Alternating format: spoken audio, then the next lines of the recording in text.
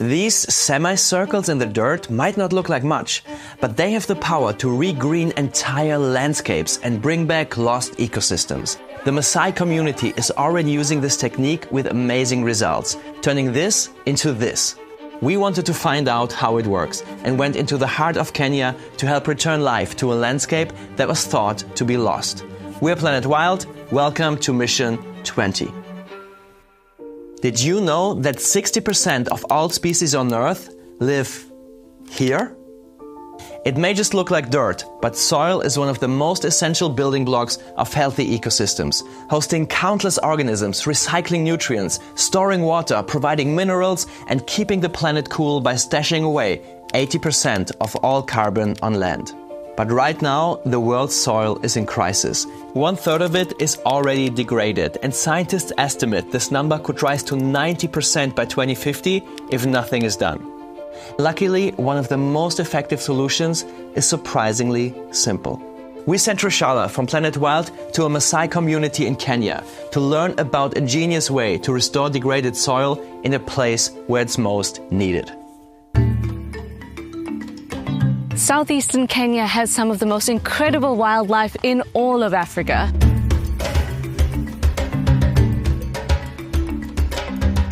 This area, just a few kilometers from Mount Kilimanjaro, is known as the land of the giants. It's home to large herds of elephants, lions, and rhinos, and serves as a critical wildlife corridor. It's here that members of the Maasai tribe and their ancestors have acted as stewards of these lands for hundreds of years, raising cattle in harmony with the environment and wildlife and preserving the ecosystem.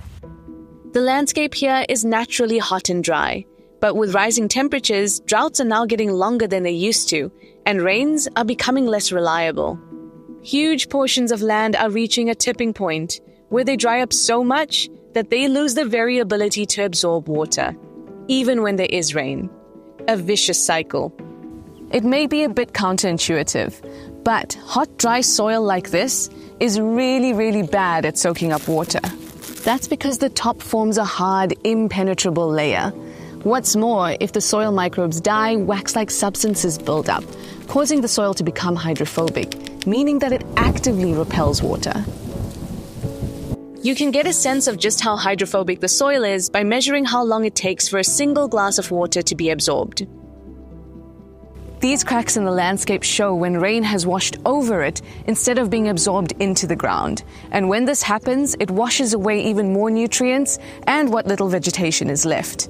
The Maasai, whose livelihoods depend on healthy soils, have recognized the need to adapt to the changing climate. And it all starts with water.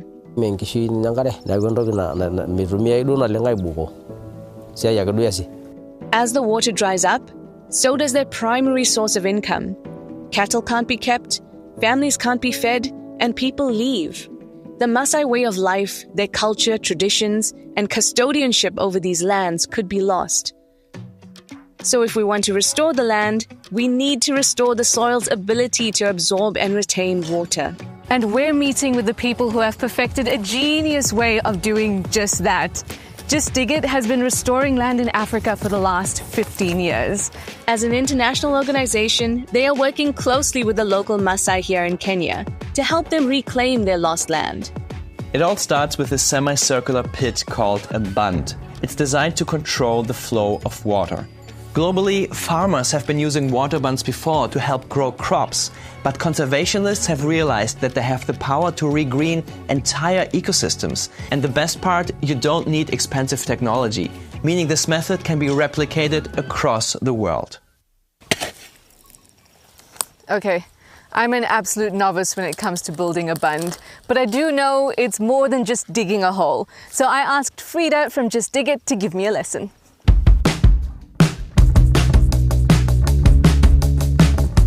Frida is the landscape coordinator for this area. She works closely with the community to coordinate restoration efforts on the ground, which are all locally managed and implemented. Here's how you do it according to the experts. Step 1. Get your tools. Step 2. Measure. We use a string and a level to identify the natural slope of the land, then position the bunds at the bottom of it, with the mound at the base to collect rainwater. Each bund is then shaped along a precise 5-meter diameter, leading to its iconic shape. We love calling them earth smiles because when you see them from above, they are just like smiles all over the place. But first, some sweat is needed. And that brings us to step 3. Dig! Can we take a break now?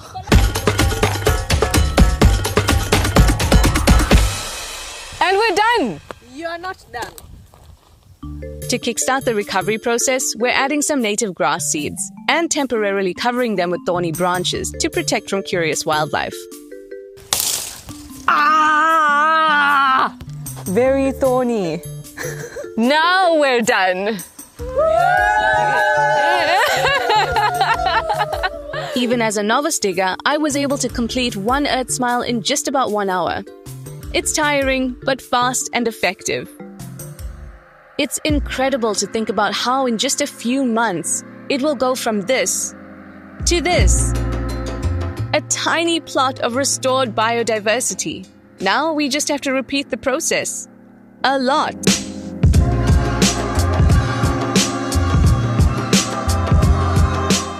And that is where our community comes in. We partnered with Just Dig It and the local Maasai community to provide the funding needed to add 8,000 bunds covering a 100 hectares area.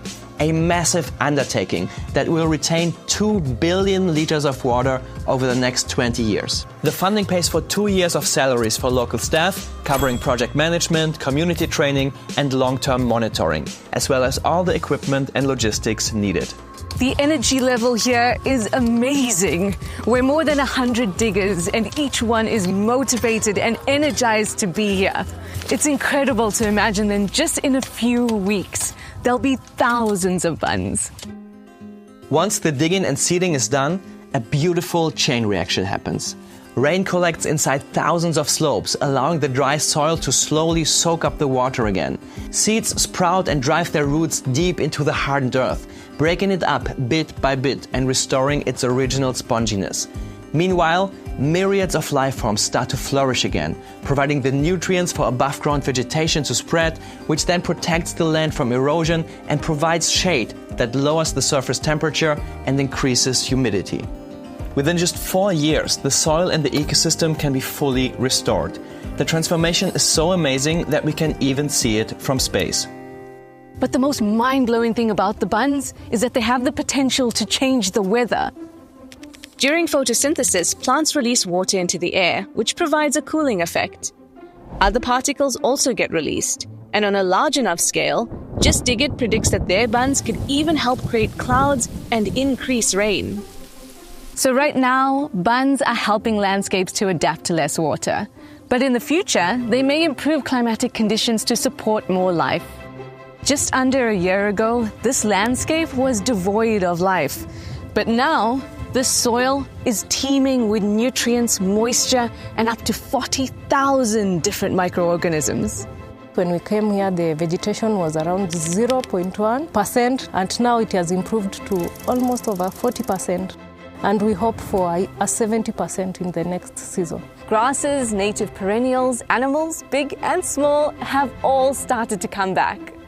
As the grass grows, the number of animals increases. So many happy animals in the band site.